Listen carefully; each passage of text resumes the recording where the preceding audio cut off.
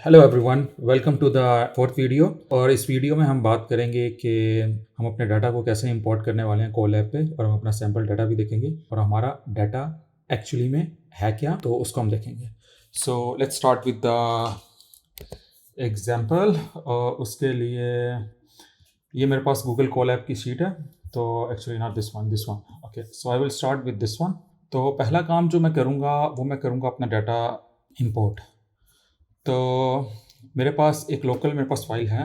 मैं आपको वो ओपन करके दिखा देता हूँ कि उसमें डाटा किस तरह है।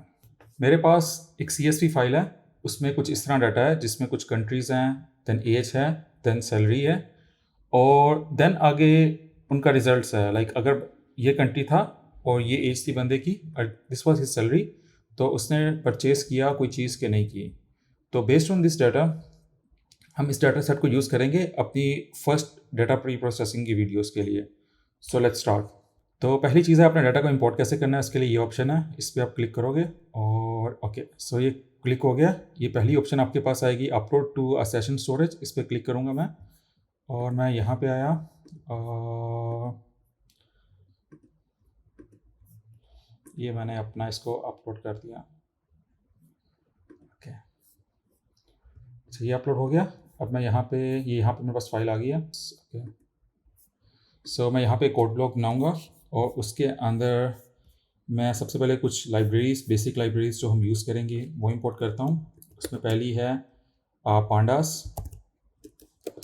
पांडास मशीन लर्निंग की लाइब्रेरी है जिसको हम थ्रू आउट द यूज़ करेंगे। और मैं कह रहा हूँ import pandas as P D is like it's just I am creating an alias for this library ताकि मेरे लिए बाद में यूज़ करना आसान हो। देन मैं numpy को यूज़ करूँगा। numpy 2Ds अरेज को हैंडल करने के लिए एक लाइब्रेरी होती है, हम इसको यूज़ करेंगे। और उसके बाद मैटप्लॉटलिब को हम इंपोर्ट करेंगे। ये एक लाइब्रेरी है जिसका काम है ग्राफ्स वगैरह के लिए हम इसको यूज़ करेंगे। अपने रिजल्ट्स को एज अ ग्राफ वगैरह बनाने के लिए इस लाइब्रेरी को यूज़ करेंगे। और इसको मैं रन करूँगा एंड इट सक्सेसफुली एग्जीक्यूट हो गया। नेक्स्ट स्टेप में मैं क्या करूँगा, मैंने डाटा इंपोर्ट किया उसको एक्सेस करूँगा। उसके लिए जो मेरे पास पांडास की लाइब्रेरी है उसमें एक फंक्शन होता है रीड CSV फाइल। ठीक है, मैं उसको यूज़ करूँगा, read CSV, and I will say data.csv। Okay, then I will run this. तो जैसा कि अगर मैंने आपको डाटा दिखाया था उसमें हमारे पास जो 3 कॉलम है, ये 3 कॉलम हमारे पास डाटा है जिसकी बेस पे हमने लास्ट कॉलम की वैल्यू हमारे पास रिजल्ट्स हैं, यानी ये डाटा है और इसकी बेस में ये हुआ कि नहीं हुआ। तो हम इस डाटा को अलग अलग कर लेंगे, हमारे पास डाटा क्या है और रिजल्ट्स किधर है। तो I will create another call.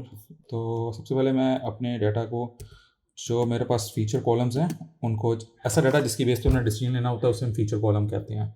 तो पहले उसको कर लेता हूँ। उसके लिए जो मेरा डाटा था उसको मैंने किया, और ये ILOC का फंक्शन यूज़ किया।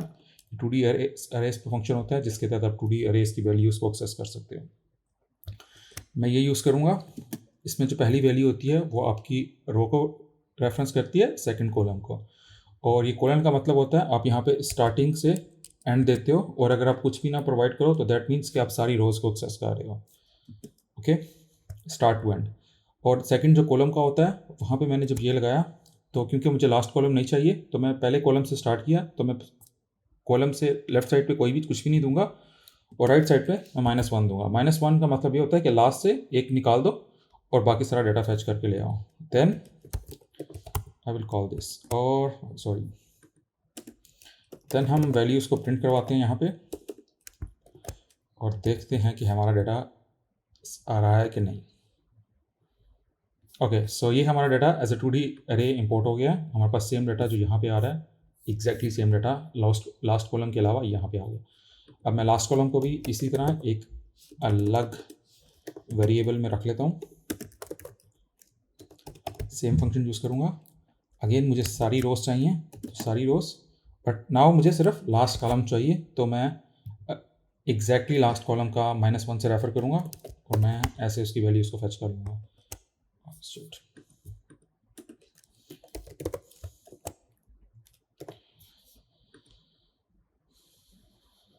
हाँ, तो ये मेरे पास लास्ट कॉलम की वैल्यूज़ आ गई। तो इस वीडियो के लिए इतना ही। नेक्स्ट वीडियो में हम और आगे प्रोग्रेस करेंगे और देखेंगे डाटा को क्लीन कैसे किया जाता है। तो या तब के लिए शुक्रिया। Thank you.